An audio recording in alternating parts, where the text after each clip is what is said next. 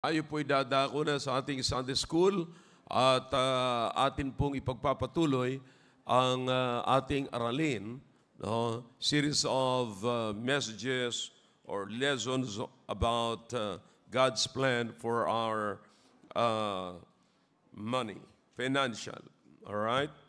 For our finances. Okay, so you turn your Bibles, please, in the book of Malachi. You know, the book of Malachi.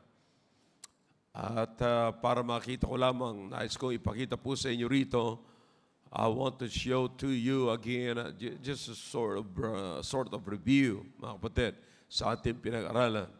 Okay? Last Sunday morning, at gusto ko pong makita nyo rito ang tatlong bagay na muli ay pinapakita ng Panginoon sa atin na pinagpapala, mga kapatid, no? Pagka tayo po ay nagkakaloob o nagiging obedient sa Panginoon. Malachi chapter 3 in beginning from verse number 7. All right? Nandiyan na po kayo. Ano na lamang po, ano? Pakita na lamang, pakitulungan na lamang yung mga bisita po natin or mga walang Bibles. Okay? Are you with me now? Now, even from the days of your fathers, ye are gone away from mine ordinances, and have not kept them. Return unto me, and I will return unto you, saith the Lord of hosts. But ye said, wherein shall we return? Okay, notice that. Wherein shall we return? Verse number 9. Ye are cursed with a curse, for ye have robbed me, even this whole nation. Bring you all the tithes into the storehouse, that there may be meat in mine house. And prove me now herewith, saith the Lord of hosts, if I will not open to you the windows of heaven, and pour you out a blessing, that there shall not be room enough to receive it. And I will rebuke the devourer for your sakes, and he shall not destroy the fruits of your ground, neither shall your vine cast her fruit before the time in the field, saith the Lord of hosts. In all nations shall call you blessed, for ye shall be a delightsome land, saith the Lord of hosts. Tayo po sandali manalangin. Dakilang Diyos, salamat po sa mga salita niyo po na binasa po namin. Salamat na meron pong batayan ang amin pong pagbibigay sa inyo, Panginoon. At salamat sa inyong salita. Salamat na bawat gagawin mo na maging sa aming mga finances, Panginoon, ay magiging organized kapag kayo po ay inuna po namin. Salamat po, Diyos. Pagpalain niyo po kung sa ito sa pangalan po ni Jesus. Amen. All right, thank you. May be seated in the presence of our God. Okay? Now, continuation to, mga kapatid. At nais ko po lahat kayo ay nakatingin po rito. Pay attention to our lesson this morning. Okay? Again, this is the continuation. So, we'll continue to study this lesson about God's plan for our finances. Okay? Alam nyo, sabi ko nga po sa inyo, okay? Maingay tayo, mga kapatid. Sabi ko nga po sa inyo, kapag wala tayong financial program, no? Kapag wala tayong maayos na programa pagdating sa finances, alam nyo, marami hong nagkakaroon ng problema. Walang programa, ang katapat po noon, problema. Nakuha nyo? Pag walang programa, merong problema. Pero pag may programa, maiiwasan ang problema. So, hindi po ba nakakalungkot na kapag ang mga mag-asawa, ang pamilya nagkakagulo-gulo, nagkakaroon ng wasak na tahanan sapagkat hindi maayos ang atin pong pananalapi. You see? Medyo maingay ho. Ushers, please help me. No. Patahimikin lang. Huwag maingay. Okay? At isa pa sa nakakalungkot mga kapatid, na wala na lamang ibang issue na usapin sa loob ng pamamahay, kundi pananalapi. Hindi na napag-usapan kung paano maging masigla ang pamilya.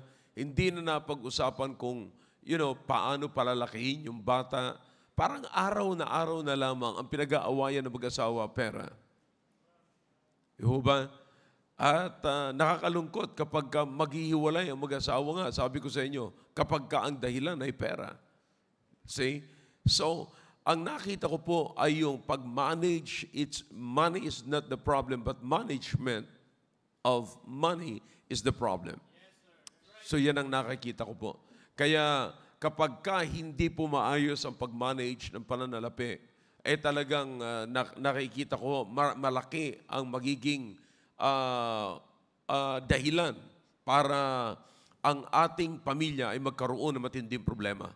So maliwanag sa binasa po natin mga kapatid, ang Diyos ay may pamamaraan. You understand na hindi kailangan ng Diyos. The Bible tells us here in the book of in the book of Malachi chapter 3 and verse number 10, to bring all the tithes into the storehouse. No, the store is no other than the church. I mean, this is the storehouse of God for your money. But listen, God don't need your money. Hindi na kailangan ng Diyos ang ating pananalapi, mga kapatid. Sabi ng Biblia, the Lord owns everything here. He owns the 1,000 cattle, mga kapatid. He owns everything here. Heaven and earth belongs to God. Hindi po sa atin. Lahat. Sabi ng Biblia, the earth is mine and the fullness thereof. Ano pa nga, ba't kailangan pa ng Diyos ito? See? Pero mga kapatid, ginagamit ng Diyos ang pananalapi para tayo ay matuto kung paano natin isaayos ang ating buhay, mga kapatid, depending on our values, kung alin yung pinahalaga natin. Actually, kagabi ay napag-usapan na po na medyo napahapyawan ko ito sa mga kausap ko kagabi doon po sa habang pagkatapos namin ng kumain, ng dinner. Napag-usapan po natin ito. Napag-usapan po namin ito. Alam niyo kung ano nakakalungkot, mga kapatid? Kapag ang tao po ay nag-dwell sa temporal at walang eternal values. Kasi yun pong nakakalungkot. Nakita niyo po ba, mga kapatid, na hindi gaanong pinapahalaga na napakaraming tao ang mga bagay na patungkol sa Diyos, na yun po yung merong tinatawag na eternal values. Ang laging nasa isip ng tao ngayon, pag nagkapera ka, you have everything. No, malaking pagkakamali po yan na napakaraming tao. Na pagka may pera ka na, ay nasa iyo na ang lahat. Hindi ho totoo yan. Napakarami pong mga may pera ngayon na wala hong contentment, walang peace of mind sa kanilang buhay, mga kapatid. Alright? Now, so ano po ang nakikita nyo na laging ginagawa ngayon ng tao, na pinag-aalabalahan ng tao? Temporal. You see, na hindi mo nga alam kung kailan matatapos eh. Hindi mo nga kailan. Maging ang buhay natin, mga kapatid. Ngayon, kung wala ka pa sa 30, wala kang katiyakan na ikaw makakaabot sa 30. Kagabi nga lang may kapatiran po tayo. I think, nakapatiran. Ako nakarating na sa church. Well, I'm hoping na siya kapatiran. At ngayon yung libing niya, na-aksidente po sa motor, bata pa. Okay?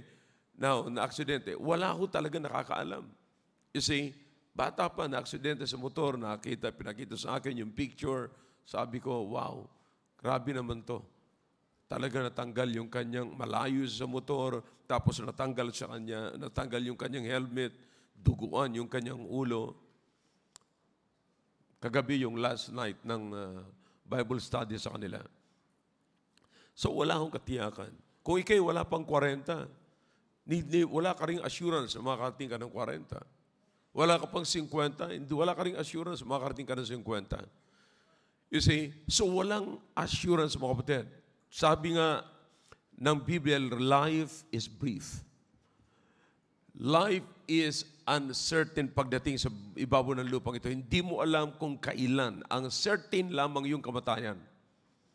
Kasi ang tiyak ay yung kamatayan. Pero mga kapatid, yung pong kung kailan, yung sasabihin natin, gaano man katindi yung pag-extend mo ng buhay mo, walang katiyakan. Wala pa rin katiyakan. Lahat ng ginagamit mo, wala pa rin katiyakan. Lahat ng ginagawa mong mga vitamins, tinitake mong vitamins, hindi assurance yan para magkaroon ka ng ng assurance na magkakaroon ka ng mahabang buhay. No, wala. Wala ho mga kapatid. So makikita mo, nakakalungkot, yamang wala ho tayong assurance na mahabang buhay dito, nakadwell pa tayo sa temporal na bagay. Ulitin ko, parang nami-miss nyo yun, parang na-miss nyo yung gusto kong sabihin doon. Alright? Hindi na nga ho natin alam kung kailan darating sa atin ang kamatayan. Nagdudwell pa tayo. Wala na tayong assurance doon sa paghaba ng buhay. At wala tayong magagawa at maidadagdag sa ating buhay para humaba ang buhay natin. Pero, ang nakakalungkot, hindi pa ho tayo nagdidwell doon sa mga bagay na may eternal values. Nang ibig sabihin, lahat lamang ho ng binibigyan natin ng pansin, yung mapapakinabangan natin pansamantala. Wala tayong, hindi tayo gaanong nag-iisip at nag-i-spend ng maraming time doon sa mapapakinabangan natin pagkatapos ng buhay na ito sa lupang ito. That is eternal. You see? Now again, tanong ko po sa inyo, kailan nyo naisip na gumawa ng isang bagay na merong eternal values? Kailan nyo naisip? Kailan natin naisip na mag-i-invest tayo sa isang bagay, sa isang investment na merong eternal values? Now, if you're investing your life right now, if you're living a life now, then are you investing in a life with an eternal values? Meron ba? Meron ba tayong ginagawa na gano'n? Kasi hindi permanent ang buhay natin. So naunawaan niyo po ba na halos lahat nag-i-excuse po tayo, gumagawa tayo ng excuses, mga kapatid, para hindi tayo ma-involve sa isang bagay na merong kabuluhan sa eternal. You see, napansin niyo mga kapatid, when it comes to God, we are making excuses. We have no excuses, but we are manufacturing excuses. But do you understand kung saan ka nag-i-excuse? You are excusing yourself on something that has an eternal value. You see, now katulad na lang pagpupunta tayo sa church. Alright? Yun na lang pagpunta sa church, mahirap pa ha? Yung pasasalamatan mo ang Diyos. Do you understand? Nandito po tayo sa church para pasayahin natin ang Diyos. Itinalagaan ng Diyos ang araw na ito para papurihan natin ang Diyos. But still, we're making excuses. Kasi may ganito ako, kasi may ganito. Lahat. So, lahat ng bagay, free tayo. At gumagawa tayo ng paraan para makarating, makasama tayo. Pero, pagdating sa Panginoon, gumagawa tayo ng excuses. Say, you understand? Nakikita niyo po yan. Now, ang pinupoint out ko ngayon mga kapatid is this. Maiksi yung buhay natin. Kung maiksi ang buhay natin sa ibabaw ng lupang ito, dito lang sa ibabaw ng lupang ito, ha? Ang tinutukoy ko, yung buhay sa ibabaw ng lupang ito, hindi permanente. Temporal. Okay? Temporal. Okay? Whether you are saved or unsaved, ang buhay sa lupang ito ay temporal. Meron po tayong eternal destiny. Lahat po tayo, i-spend talaga natin ang ating buhay sa eternity. Pero saang eternity? Okay? Heaven or hell? Alin man sa dalawa ho, parehas po yan eternal. Okay? Pero yung buhay dito, na halos ayaw na nating alisan, hindi po pwede. Aalis ka talaga rito. Kasi hindi ito permanente. Naunawaan niyo po. Ngayon, kung hindi ito permanente, if you will use your intellect, okay, while you are living in this temporal world, you will start investing into the eternal world. Nakuha niyo, kapatid? Alright, one more time. Parang, ginigising ko pa lang siguro kayo. Kasi, ang problema natin ngayon, mga kapatid, sa nakikita ko ho, mga kapatid, kasi, kung meron mang maliliit, maraming bakante ngayon, yung mga simbahan na nagtuturo patungkol sa Diyos. Kukunti ang attendance, yung mga miyembro nag-aaway-away, and then lahat gumagawa ng excuse, papasok sa simbahan, kaya pumasok. Kung hindi mo pa pinilit, mag-aaway pa kayo para makapasok sa simbahan, Pero mga kapatid, pag dumating na yung problema nila, doon nila marirealize, kailangan pa nila yung simbahan nila. Kasi kailangan pa nila ang Diyos. But you know what?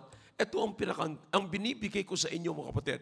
Kaya matindi ang problema natin sa buhay na ito. Kasi nakatuon ang ating attention sa temporal na buhay na ito. Okay? Tapos kukunti ang investment natin sa eternity. Nakuha niyo po? Kaya parang halos, tingnan niyo lamang, yung mga nababalitaan natin sa balita na nagkakapatayan.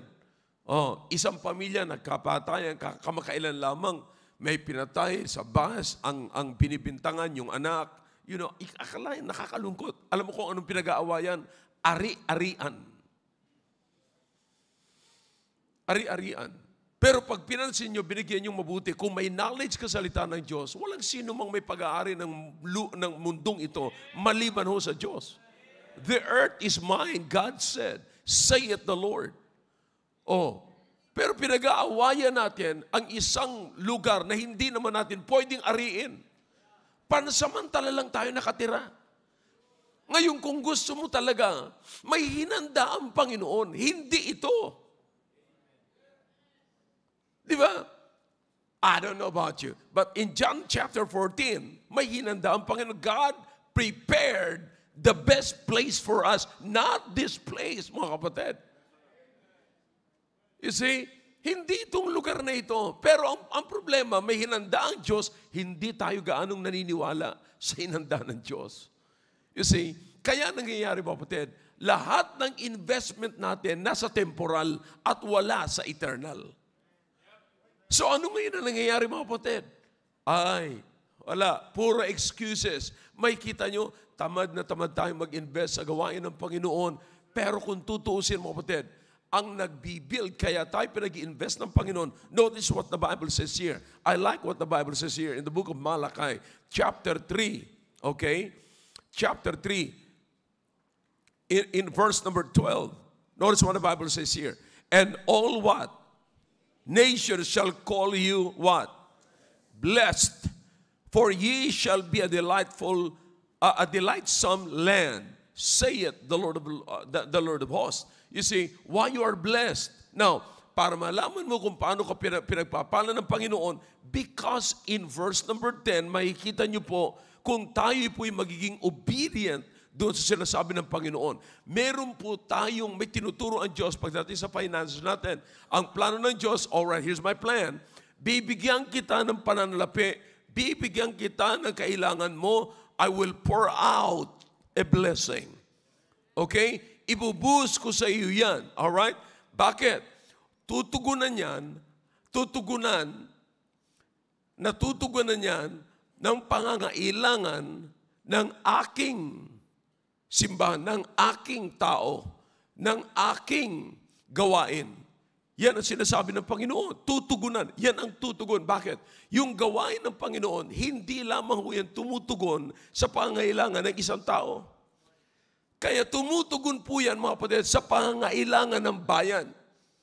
Alright? Nakita niyo po ba? Same thing, mga kapatid. Pag-aralan niyo mabuti ang ginagawa po natin dito. pag-aralan niyo mabuti yung ating mga pangkasalukuyang ginagawa rito. Sabi ko nga sa inyo noong mga nakaraan, ang dahilan kung bakit, wala na ritong personal na bunga eh. Lahat tayo ay bunga ng iglesia ng Panginoon. You see, we are all the fruits of God's ministry. All right? It is because somebody gave, somebody invested in the ministry of the Lord. You see, so kapag nag-invest ka sa ministry ng Panginoon, merong eternal value yun. So hindi ka lamang nagfo-focus sa temporal, kundi sa eternal. Nakuha niyo mga kapatid? You see, kaya ipinapakita ko lamang po sa inyo na nakakalungkot na marami, alam mo naman ang buhay mo is eternal. Alam mong pupunta ka sa langit. Di ba? Alam mong babalik ka doon sa Panginoon, uuwi ka sa Panginoon. Pero pagdating mo doon, wala kang investment sa pupuntahan mo. Let me show you something. Okay. Kamakailan lamang galing po tayo doon sa ranch, sa Baptist Ranch. Hindi po ba napakaganda na nung pumunta ka at nakita mo yung Baptist Ranch, wow, eto na pala yung investment ko. Kung may binigay ka doon, magkakaroon ka ng ngiti. Pero para bang nakakahiya na pumasok, na alam mong maganda, pero wala kang investment. Good morning. You see, so you understand, and yet, hingi tayo ng hingi sa Panginoon ng pagpapala. Yamang sinabi na ng Panginoon, this is how you will manage your finances. This is how you will do it. Tinuturo ng Panginoon, pero ang problema, bakit hindi natin sinusunod? Kasi mas marami tayong investment sa temporal na lugar kaysa eternal na lugar na doon din lang naman tayo magwawakas. Inuulit ko po gaano kayang itatagal mo sa lupang ito? Gaano? Pero sinisiguro ko sa inyo mga kapatid, mga ganito lang yan. Pero ang itatagal mo, nakasama mo ang Panginoon, sobra-sobra pa. So bakit nakatuon ang ating investment sa ganito, samantalang hindi yun ang katapusan ng buhay natin? And yet, hingi tayo ng hingi sa Panginoon na tayo pagpapalain. Ito na yung sekreto, sinabi ng Panginoon, they are called you blessed. Why? You try to read from verse number 10. And then you go back to the book of Malachi, in verse number 9, there's a curse. Alam niyo kung bakit? Eto mga kapatid. Here's the thing. Okay, makinig ka na mabuti. Kasi gusto ko mag-present sa inyo rito ng mga ebidensya na hindi nasasayang ang inyong investment pag nag-invest kayo sa eternity. Okay? Now, bago po yan, mga kapatid, listen now. Ang sabi ng Biblia, maging from Old to New Testament, nandun from Old Testament to the New Testament, nandyan po yung teaching on giving. It's all about giving. Sapagkat ang patungkol sa Diyos, mga kapatid, it's all about giving. Remember your favorite verse. You remember that? Your favorite verse. Ano yun? John?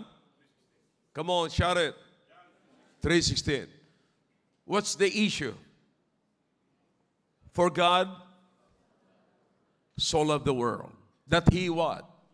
Gave. So you see, that's the issue, kapatid. Old in new. And then pagdating sa New Testament, mga kapatid, makikita nyo sabi ng Biblia, give and it shall be. See that? And so on. Nandun lahat. Pagdating sa pagbibigay, kapatid, maraming ebidensya. Ngayon, etong problema. Alam na natin yung pagpapala tungkol sa pagbibigay, pero mga kapatid, ang nakakalungkot, marami pa ring nagnanakaw kaysa humingi.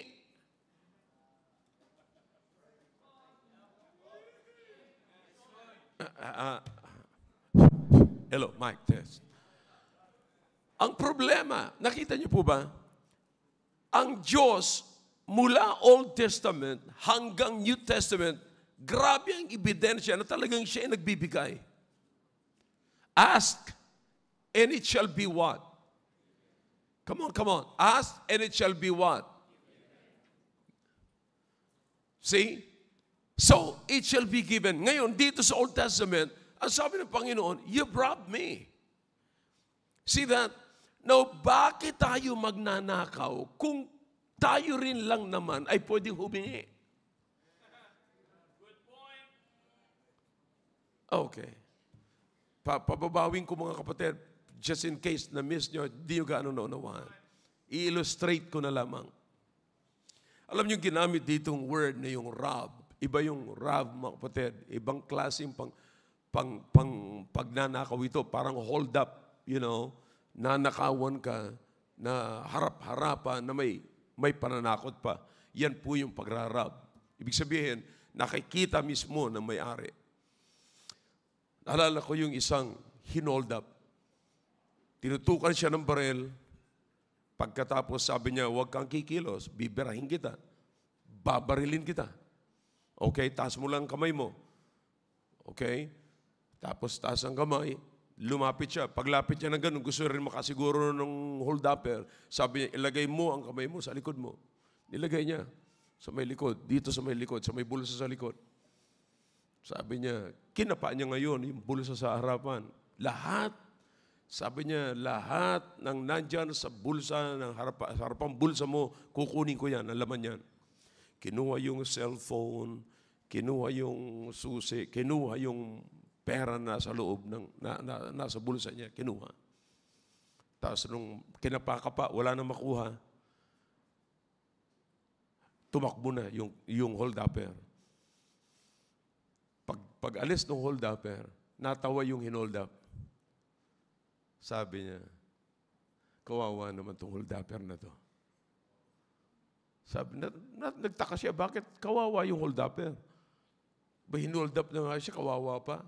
Abay, matindi itong hinohold up na to, ano? Sabi niya, alam mo, kung hiningi niya, kung humingi siya, mas marami siyang nakuha sa akin. Kasi alam mo ba, pagkakamali niya, pinalagay niya pa yung kamay ko sa likuran ko, sa bulsa ko. Ay, nandoon talaga yung cash ko. So, ang kinuha niya lamang, yung nasa harapan, sa bulsa ko sa harap, yun ang kinuha niya. Eh kung humingi siya, mas malaki ang may bibigay ko sa kanya. Nauunawaan niyo po ba na ganyan tayong Kristiyano, mga kapatid? Kaysa humingi tayo sa Panginoon, ninanakaw pa natin yung Kanya. Hello, mic, test. Yeah. Eh kung humingi ka na lamang, bakit magnanakaw ka pa, Panginoon? Oh? Hindi ko nakukunin yung 10%, hindi ko nananakawin itong 10%, pero Panginoon, pwede ba? Alam ko naman, kaya mo kong bigyan ng 100% eh. In fact, binibigyan tayo ng Panginoon ng 100%. Pero sabi ng Panginoon, ibalik mo lang sa akin yung 10%. Oh, abay, ayaw pa rin ibalik, ninanakaw pa. Pwede namang humingi, bakit magnanakaw pa? Maraming beses, mga kapatid, sa buhay natin, na sana mas malaki ang makukuha natin sa Panginoon kung hindi natin ninanakaw ang sa Panginoon. Kung humihingi lamang po tayo, yan ho ang malaking problema natin. Alam niyo kung bakit ang ayaw ng Panginoon, kaya nga nagiging curse tayo kasi hindi lamang po yun eh. Maraming mga hindi, kasi pag nakuha mo yung pinasoli ng Panginoon sa iyo, listen, God meron siyang plano, kapatid. Meron siyang plano. Pag nakuha mo yung hindi na para sa iyo, iyan ang isang bagay na magwi-withhold ng pagpapala sa iyo ng Panginoon. Look what the Bible says here. If you give, if you bring what God requires, then God will open the windows of heaven and pour out the blessings. But listen, if you will not, then God will not open the windows of heaven.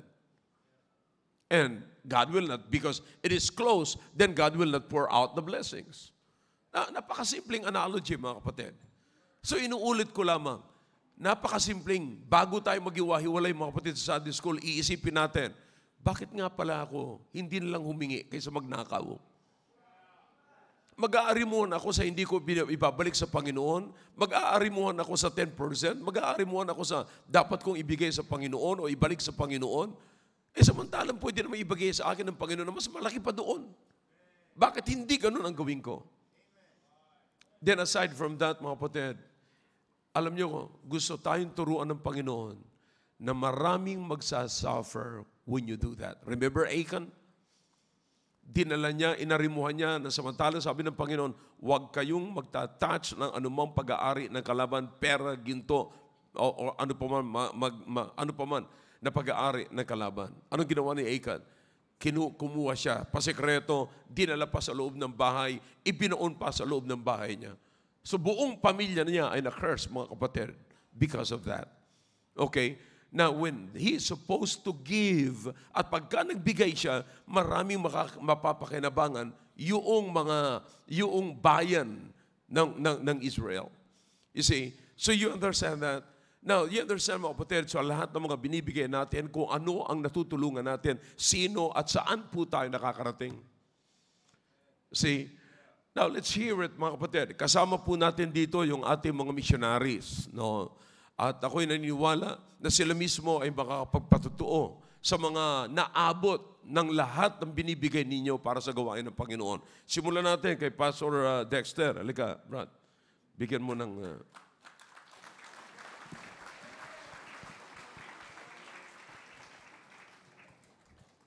Maganda ho, marinig nyo personal, mga kapatid. Now listen, we're talking about your money. We're talking about your giving. We're talking about God's plan for your finances. Okay? Makikita po natin ngayon kung saan nakaabot at ano ang nagagawa po nito. Go ahead, bro. Magandang umaga po sa... Sir, pwedeng sumandal, sir? Yeah. Walang tukod eh. Yan ho naabot. Magandang umaga po sa ating lahat, mga kapatid. Ako po'y magbibigay lang po ng konting patotoo. At ito yung bunga, mga kapatid, ng inyong pagbabalik sa Panginoon. At isang bagay na napakagandang ating titingnan, no, dito sa binasa ng ating mga pastor, yung tungkol sa pagbibigay, no? Kung ating tignan, mga kapatid, no, parang minsan ang hirap, napakahirap isipin kung hindi natin talaga naintindihan ang pagbibigay. Pero kung ito'y naunawaan natin, naintindihan natin, ito po ay maluwag or magaan natin na maibabalik natin talaga sa Panginoon. At mga kapatid, kagaya nga ng sinasabi palagi ng ating mahal na pastor na talagang kung atin lang pong uunawain, especially sa ating pong, kasi madalas naman natin yan na nanirinig, no? Na nanirinig sa atin ng ating mahal na pastor about giving. Pero yun nga, pag ito'y ating pong hindi inunawa ng gusto, ay mabigat para sa atin. Magbibigay lang po ako ng verse. Dito sa 2 Corinthians, no? Na madalas na rin natin narinig po sa ating mahal na pastor about this. 2 Corinthians chapter 9, verse 7. Ang sabi dito, every man according as he purposeth in his heart, so let him give, not grudgingly or necessity. For what? For God loveth a cheerful giver. So dito, kapatid, makikita natin na talagang yung pagbibigay, nandyan pa rin po, no? Mahal ng Diyos ang nagbibigay. Ito lang nga palagi ang ating katanungan. Hindi lang po dito sa ating narinig, doon din po sa amin, no? Sabi ko minsan ay tinatanong ko rin po yung aking mga members. Sabi ko, ang word ba na pagbibigay ay nasa Bible? Sasagot naman sila, nandyan. So therefore, ito yung mga bagay na dapat nating huwag kakalimutan. Na talagang ito'y, kung ating isipin na ito'y ang pagbibigay, hindi galing sa pastor, ito'y galing sa Diyos. It is a command, utos. Maliwanag doon sa Book of Luke na give.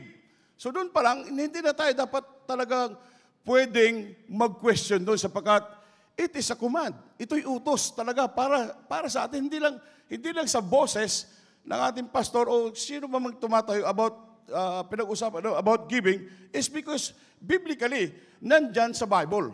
Kaya pagdating sa pagbibigay, talagang dapat never question about this. No? Sapagkat kapatid, sabi ko nga, kami personally, ay bunga at ito yung naabot. No? Bunga ito ng inyong pagbibigay na hindi natin hinohold yung inyong nabasa, yung inyong narinig about dito sa pulpito, pag-encourage ng ating pastor about giving, pagbibigay, pagbabalik ng ating tithes, ng ating offering sa Panginoon. Kaya dito, kaya gusto ko lang magbigay na ang pagbibigay, ito'y hindi kaisipan ng ating pastor, but ito'y utos, ito'y command ng Diyos. Amen. Ang pagbibigay ay utos ng Diyos. Not the man of God, o sino mo man dito. Hindi. Ito'y maliwanag doon. Ito'y command. Doon sa Book of Malakay, binasa ng ating pastor doon about pagbibigay. At hindi lang po yun, ang pagbibigay, utos doon. Ang pagbibigay, ay dito natin pinapakita yung ating pagmamahal sa Diyos. Amen po. So, ito kapatid, alam ko, hindi na ito lingid sa ating kalaman. Alam natin na lahat ito'y narinig natin, but ito'y napakarat na always remind, no? Remind tayo. Kaya walang tigil ang ating pastor sa patuloy sapagkat sometimes alam naman natin. Alam niyo sa sarili ninyo na minsan nakakalimutan natin yung command ng Diyos para sa atin, especially about giving. Hello po. Hello po. Okay. Test mic. So, kapatid, ito lang po, kapatid, no? Nakita ko dito ang kahalagahan, no? Kaya never question about this. Pag ito ay ating pong maintindihan talaga, I believe na ito intindihan. Matagal na tayo. But sometimes, yung practice natin, hindi lang talaga natin ginagawa. But every time na ating narinig yan at ating nabasa, never na mag-question tayo at never na magkakaroon tayo sa puso natin sapagkat alam natin, kapag ibinigay mo yan, hindi ka nagkakasala at alam natin na yan ay mapapalawak, no? Isa na nga kami doon sa Mindoro, napapalawak sapat yung ibinibigay ninyo sa amin ay nakikita ninyo ang resulta at hindi yun magiging walang kabuluhan. Sapagkat yun ay extension at makita ninyo, naging kabahagi ako doon sa Mindoro. Sapagkat ako may binibigay doon sa Mindoro. Tama sabi natin, mga pastor, nakakalungkot doon kapag wala ka man lang na-share o na-ambag doon sa isang lugar na kung saan pinigil mo ang pagbibigay mo sa Panginoon. Personally, ano naman naging resulta sa iyo ng pagbibigay dito? Ay, malaki, sir. Pakibigyan mo kami ng halimbawa. Every time, sir, na kami po'y nakakatanggap ako ng support dito mula sa ating main church, ay nagagamit, sir, sa gawain ng Panginoon. Ano ang main thing na nakikita mo na talagang may impact, nag-impact sa ministry mo dahilan sa giving ng mga tao, ng kapatiran dito? Unang-una, sir, sa pagpapalawak, lago. Like for example, every time na kami nakakatanggap ng support, yung nagagamit sa transportation, soul winning, every time na kami nakakatanggap, nagagamit yun, ibili ng ganito. Gaano kalayo yung naaabot ng transportation ministry ninyo? Yeah, sa hindi ho nakakaalam, ang aking pinakamalayong one way is 17 kilometers. 17 kilometers? Yes, one way yun, sir. So therefore, 34 kilometers balikan. Ang nag-aabot, sir, ng sasakyan. Yun ba yung, alin na yan ngayon? Ngayon ginagawa nyo pa rin yan ngayon? Yes, sir. So alin yung, di ba dati yung kila Jude, dati sinusundo nyo sila? No, sir, yung nag-commute na lang yun, sir. The time nung wala pang mission doon tayo. Yeah. Yung Pero tao- alam ko, binabiyahe ni Jude yun, di ba, dati? Yes, sir. Nagbabayas sila dati, sir. Tapos sinusundo niya, dinadala niya. Gaano kalayo yun? From kay Jude, sir, I think 1 hour yun eh. 51. 51 kilometers mula sa inyo. Yes, sir. So sinusundo niyo dati yun. Alright. So that's it. Yan, sir, ang pinaka-main thing, sir. Na ngayon, ay miss you na. Yes, sir, mission na po. Alright. Kay Pastor Jude. Yeah, maganda. Mapakinggan natin yan kay Jude. So nakikita niyo mga kapatid, yung pagdugtong-dugtong, nagsisimula lamang sa ganito, nagsimula mula rito si Brother Dexter, full-time po siya rito dati, nag-graduate po siya rito. Naalala ko nung araw ay dati siyang messenger sa isang opisina, pero nagsuko siya ng buhay, may pamilya na siya, nagsuko siya ng buhay, mga kapatid, sa Panginoon. At nung nagsuko siya ng buhay sa Panginoon, dala niya ang kanyang mga 2 anak na maliliit pa. Pero ngayon, yung kanyang 2 anak na maliit ay nasa gawain ng Panginoon. Amen. You see? At nagpahubog sa kanya sa gawain. Siya ho ay nagsuko ng buhay, nagpatuloy ng gawain po doon sa Mindoro. At pagkatapos doon, hindi lamang po, ang pinakamaganda ho, mga kapatid, ito sinasabi ko sa inyo, wag niyong imimiss ito. Okay? You listening? Sapagkat ang kahanga-hanga sa mga pastors, mga kapatid, ay mismong yung mga anak nila ang unang-unang natitrain nila sa gawain. Amen. Yes, sir. Isa, nakakahiya sa isang pastor na pwedeng mag-train, nakakapag-train ng ibang mga young people, pero yung kanilang mga anak ay hindi nila ma-train sa gawain ng Panginoon. You see that? So sabi ko nga kagabi, imagine kung si Jude, dito na po yan lumaki. Ngayon, nagsuko ng buhay si Brother Dexter, pumunta ng Mindoro, nag-start ng gawain doon. Ilang taong ka noon? Ilang taong si Jude noon? Noon nandun. 13, 14, nung pumunta kayo ng Mindoro na. Yes, imagine po yan, 13, 14. Pero ngayon, may sarili ng gawain. Amen. Yeah. Pero yan ang sinasabi ko sa inyo, mga kapatid, kung paano natin naabot yung gawain na yan.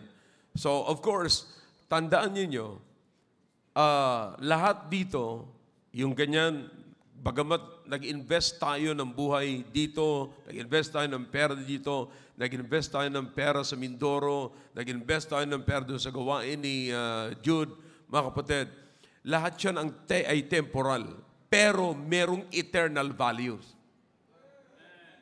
May eternal value. Yun ang kagandahan dyan.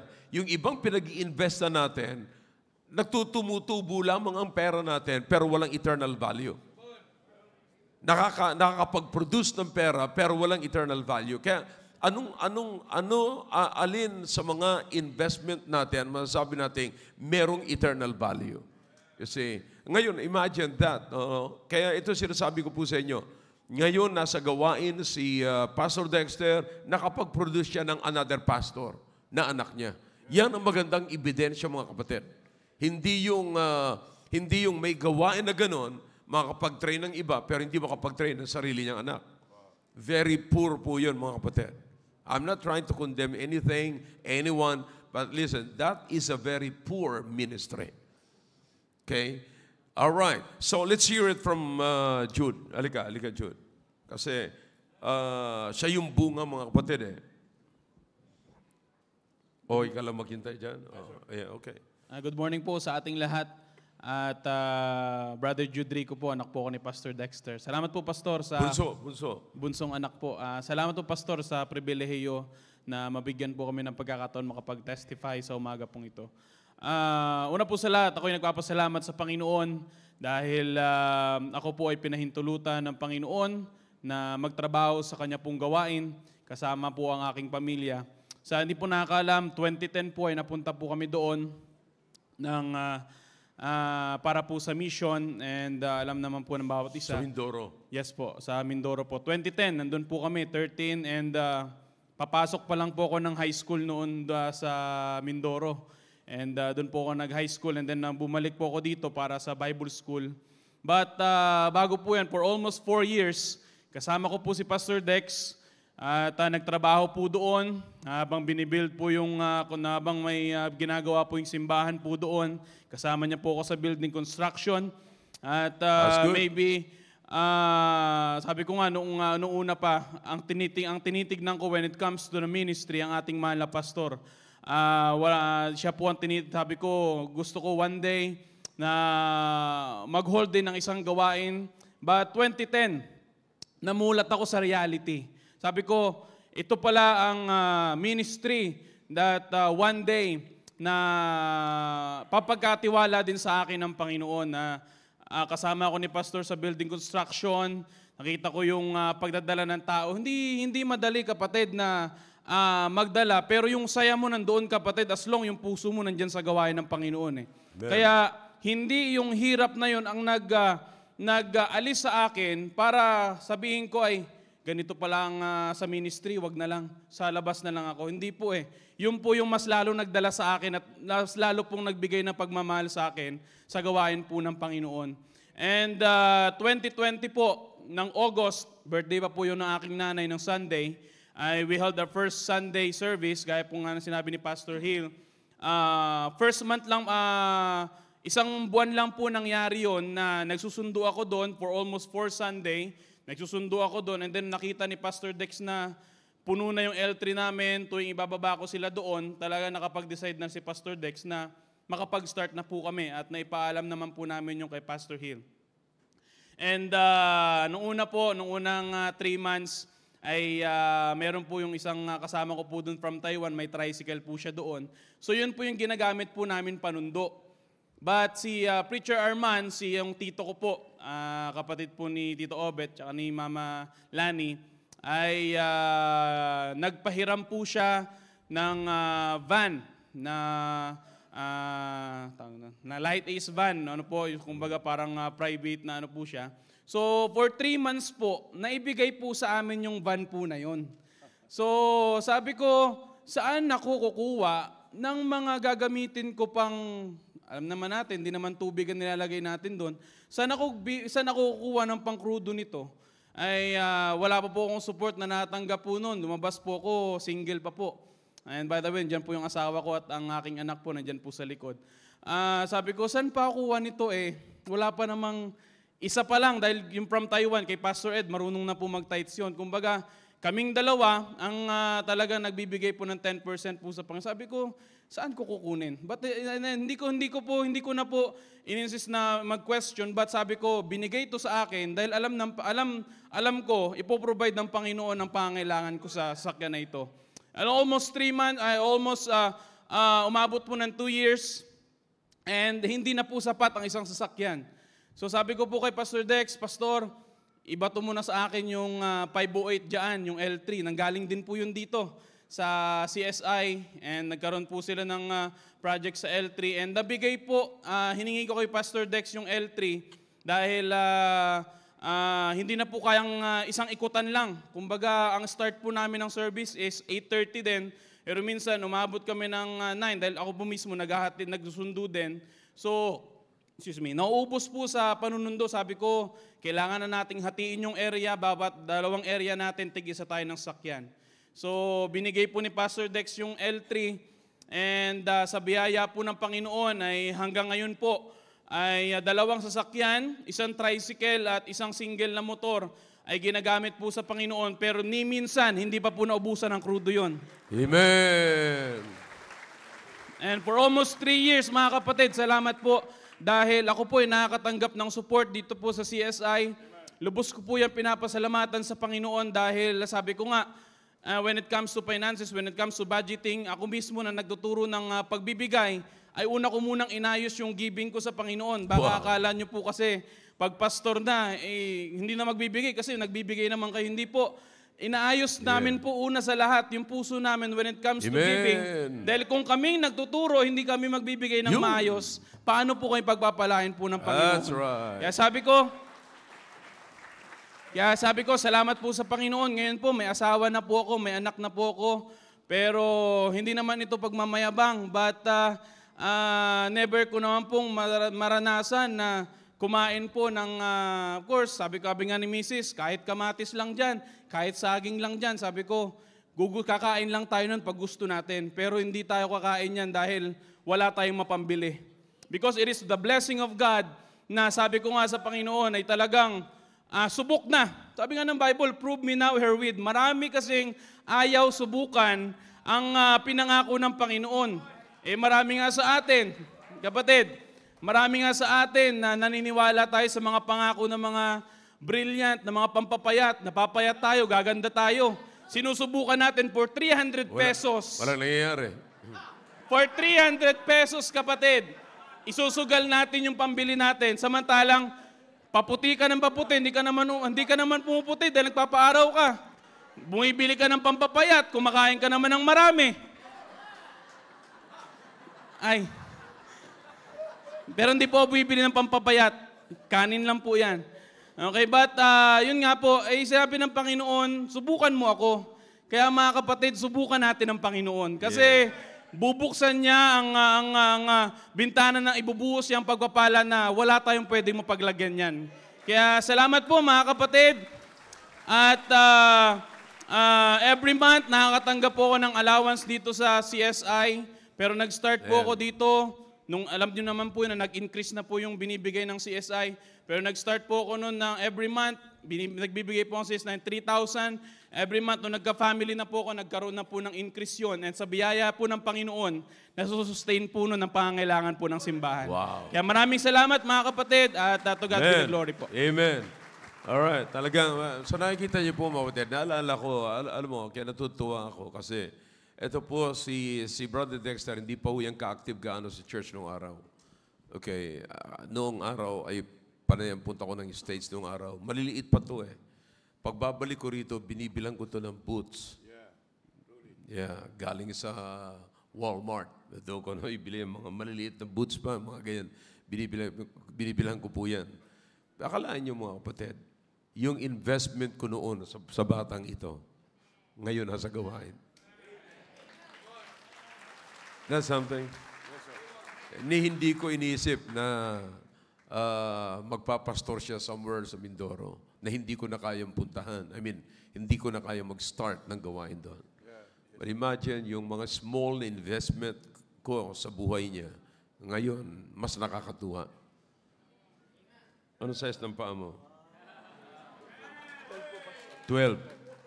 Wala nang ganyang size ngayon sana. Yeah. So, akalain naman nung araw. Talagang pag-uwi ko, bago ako umuwi, mga kapatid, siya nasa isip ko, silang dalawa ni Jinggoy. Yeah.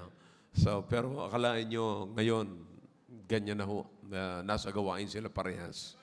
Alam nyo, actually, tinanong sa akin yan ni Brother Dexter, sabi niya, Pastor, anong gagawin? Si Jinggoy ay gustong mag-aral din sa MAAP. Of course, pag MAAP, dolyar yun. You know. Pero sabi ko sa kanya, ano bang plano mo? Ang tinatanong ko yung plano ng tatay. Ano plano mo? Gusto mo sa gawain? Okay, gusto niya sa gawain. Gusto niya magpastor. O, gusto mo sa gawain, gusto mo magpastor. Yung anak mo, ayaw mo sa gawain? Kung sa akin ho, mangyayari yan, aalis ako sa gawain. That's my principle. Gusto ko, ako nagpapastor, ang unang-unang matcha-challenge sa aking ministry ay yung mga anak ko. Kaya sabi ko sa kanya, bakit hindi mo lang i-train yan, dalhin mo at i-train mo sa gawain ng Panginoon? Ngayon, nasa gawain ng Panginoon. Both of them. Amen? Yes, sir. Kaya salamat sa Panginoon. Yan po yung bunga mga kapatid. Nagsimula lamang sa pagbibigay. Pero makita nyo, isang araw sabi ko nga, magpuproduce. Ngayon, nakapag-produce si Brother Dexter. Nakapag-produce na siya. Kaya yung investment ng church nito sa gawain doon, sa pamilya ni Dexter, imagine, ngayon nandito na sa kanya. Ano pang mapuproduce ni Jude after that? So, can you see the plan of God? Amen? All right. Thank you. Palapakan po natin sila. Gusto rin tawagan dito si Brother Lope. Yeah. To tell us something about kung ano ho ang nangyayari sa ating investment sa kanila. Go ahead. Magandang umaga po sa inyong lahat. Ako'y nagpapasalamat sa Panginoon na yung nakatayo kanina ay bunga po yun ng investment ninyo sa gawain ng Panginoon. At ako rin ay nakarating sa kabanggalan hindi dahil gusto ko lang, kundi dahil sa inyong investment din sa gawain ng Panginoon. At nakakalungkot man isipin na noong unang panahon hindi natin maunawaan, lalo na sa marami, sa mga baguhan, na natatakot tayong mag-invest. But yung ating investment sa gawain, binanggat na natin, Pastor, ay mayroon pong eternal, it is all about eternal investment. Yung mga bagay na inyong binigay ay talagang para sa Panginoon, dahil alam natin na ang mga bagay dito sa sanlibutan ay lilipas. Kaya nga, it's a privilege na kayo po ay nakapag-invest. Dapat natin pasalamatan sa Panginoon dahil hindi sa lahat ng panahon na tayo po ay makapag-invest. Darating na manghihina, darating na gusto natin pero nilalagay na tayo sa kahon at wala na tayong pagkakataon na mag-invest. But sabi nga ng Biblia, binanggit ni Pastor Dex kanina, God loveth a cheerful giver. At God knows the intent of your heart at we're doing it by faith. At binibigay po natin to ayon sa ating pananampalataya. At naintindihan natin to dahil mayroong simbahan na nagpapaliwanag sa atin patungkol sa ating pananampalataya. There's a passage in the book of Psalms 173 verse number 17. Sabi ni Asaph, until I went into the sanctuary of God, then understand I their end. Si Asaph, siya ay believer, naniniwala siya po sa Ginoo, sa Diyos, pero naiinggit siya sa mga tao sa sanglibutan. So, pero nung nandun sa simbahan, may pastor, may Word of God, then of course, it's a great privilege na naintindihan at naunawaan po natin. At ang nakakalungkot pa, na pagkita dito sa simbahan, ito yung mga problema natin, mga believers. Marami, miski sa amin. Ako'y natutuwa man na nagkaroon ng resulta. Marami na po kaming soul winners. Mayroon din po akong anak doon na nag-preach ngayon, si Brother Ian. Amen. It's a blessing na nandoon po ang mga tao na naniniwala dahil sa inyong investment. So ang pinakamalungkot, hindi tayo makapagbigay, tapos mayroon pa tayong sasabihin. So we are trying to hurt the next generation.